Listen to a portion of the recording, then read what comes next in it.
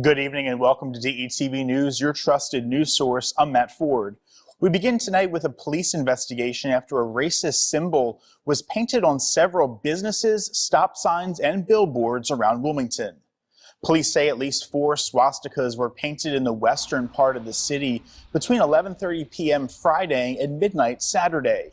The vandalism was found on a billboard off of Union Street on Pennsylvania Avenue, the Columbus Inn restaurant, as well as some stop signs. One was also found on the Brandywine Counseling building right next door to DETV Studios on Lancaster Avenue. Good Samaritans in the community painted over all the symbols in town. Investigators believe all of the incidents are related. According to the Department of Justice, hate crimes have been on the rise in Delaware, increasing 40% from 2020 to 2021. The Anti-Defamation League says that there have been 10 incidents in Delaware since the beginning of 2021. 5 of those included swastikas. As police try to figure out who did this, one clue may be in the drawings themselves. The symbol was painted incorrectly or backwards, which the Anti-Defamation League says is often traced back to a young person attempting to shock graffiti rather than white supremacy. The Anti-Defamation League also noted how important it is to report these incidents to them as well as police. Anyone with information is urged to contact Wilmington Police at 302-654-5151. In other news, a fiery crash left 4 people hurt on I-95 Monday, but if it weren't for an off-duty first responder who jumped into action, the situation may have been much worse. The crash happened in the southbound lanes just before the Route 273 exit. It involved a utility truck that had burst into flames. Jimmy Ryan is a member of the Minquist Fire Company and was driving home from work when he spotted the wreck. His instincts quickly kicked in and he stopped to help pull the victim out of the burning truck. I ran to the vehicle to see if there was anybody in there. Once I realized there was someone in there, I broke the window and started to get the guy out. We continued to pull him out and hit him with a fire extinguisher to get him from stop burning and dragged him away from the vehicle. Switching gears now, a new medical information program is now available for all seniors and disabled residents in Newcastle County. County Executive Matt Meyer, alongside of the Chief of Emergency Medical Services, announced what's called the Vial of Life program. It allows the owner to complete medical information forms and then place them into provided medication bottles. Vials have the magnet inside, which will be placed on the front of your refrigerator. This alerts EMS that you are part of our Vial of Life program. So when we come to your house, we're going to look for this magnet on the front of your refrigerator, and we're going to know that you're going to have this Vial of Life in your refrigerator, so that way we can obtain your medical history information as well as your demographics, because that is going to save crucial minutes while you're having a medical emergency. The Vial of Life stands for Life-Saving Information for Emergencies. The vials were provided for free by local pharmacy Avera Health and can be picked up at any of Newcastle County's libraries, Newcastle County public safety buildings, or can be requested by emailing vialoflife@newcastlede.gov. In other news, a $350,000 donation was announced by Senator Coons at the Food Bank of Delaware in Newark.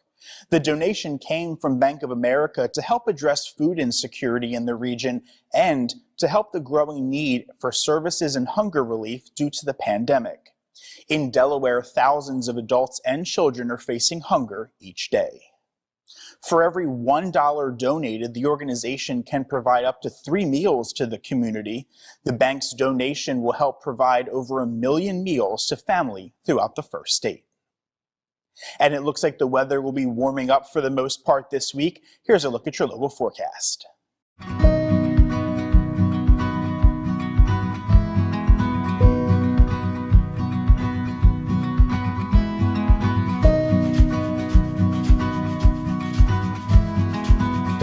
To show their loved ones just how much they are loved and appreciated, many turn their attention to Boyd's Flower Shop on Valentine's Day.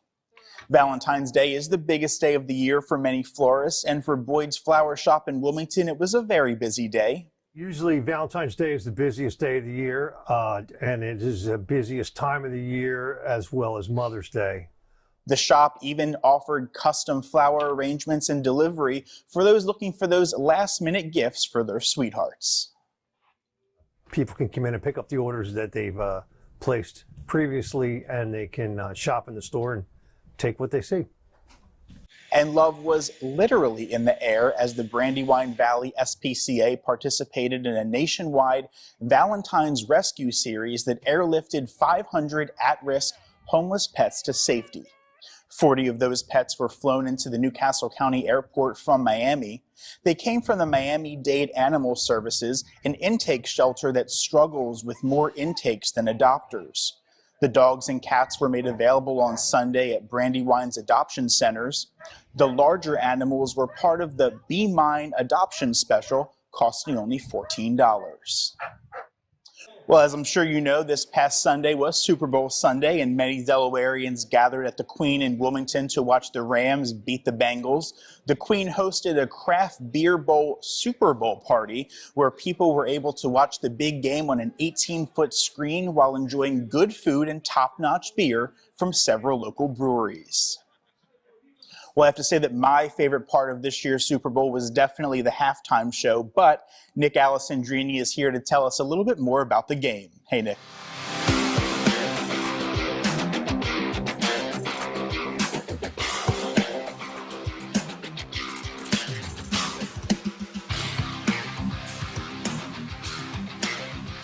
Yeah, Matt, an unbelievable halftime show and a pretty good game to go along with it. Rams playing in their home at SoFi Stadium out in L.A., hosting Joey Burrow and the Bengals. Bengals, they had the lead late in the fourth, but Matthew Stafford and Cooper Kupp, they lead the Rams right down the field for the go-ahead score, a 15-play, 5-minute drive to take the lead. Then, of course, Aaron Donald sealing the deal in the fourth on fourth down. Rams beat the Bengals 23-20 to take home Super Bowl 56. And that means for the second consecutive season, another Delaware native got to hoist that Lombardi trophy. Congrats to the former University of Delaware Blue Hen and Salesianum grad Troy Reeder, who had an incredible season at linebacker for the LA Rams this year and got to cap it all off with a Super Bowl victory. Now to some local sports here in Delaware. Some boys basketball scores from this week as we are just a week away from closing out the regular season. Sallies, they get to win over St. E's Tuesday, 79-52. Brett O'Hara, 7 threes for the Sals in that one. Seaford, they take down Laurel, 76-54 in southern Delaware. Laurel Bulldog Javier White scored his career 1,000th point in the loss. Tatnall was able to squeak one out over Friends 41-40 in a battle of two bubble teams. This last regular season week should be a good one.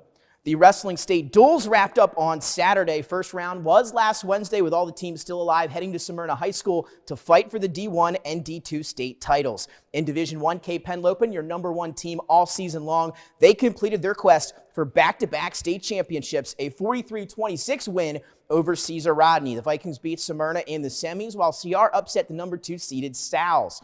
In Division II, it was a three-peat, another phenomenal season in the books for the Caravel Bucks. They beat DMA 52-15 for the team title. The Bucks, they rolled their way to their third straight championship, and DMA, they finished second, the highest placing in school history. Conference tournaments will begin this weekend with the individual state tournaments once again being held at Cape Henlopen High School on February 25th and 26th. Some big games upcoming in Delaware Blue Hen basketball. The men's heading on the road this weekend for 2 matchups against Elon on Thursday, then back up to Virginia on Saturday for a matchup with William and Mary. Hens right now sitting at the 4th spot in the CAA, but a nice few weeks for the Sanford alum Jair Davis. 14 points per game, 63% from the floor, while grabbing 4 rebounds. His 3rd consecutive CAA Rookie of the Week award. Jair really playing well for Delaware. The Lady Blue Hens will be at home Sunday at the Bob for maybe the biggest game of the year. The Hens and the Drexel Dragons sit atop the CAA standings, and the winner Sunday could be set up nicely for the regular season title. Dragons and Hens have a combined record of 37-8. Should be a great one on Sunday at the Bob Carpenter Center. Tip-off is set for 1 o'clock. And some other news, Cape Henlopen football coach J.D. Mall will not return next season. In March 2018, the board approved Mall's appointment as head football coach. He replaced Bill Kollick, who retired at the end of the 17-18 school year. Mall had an 8-29 record the past 4 years.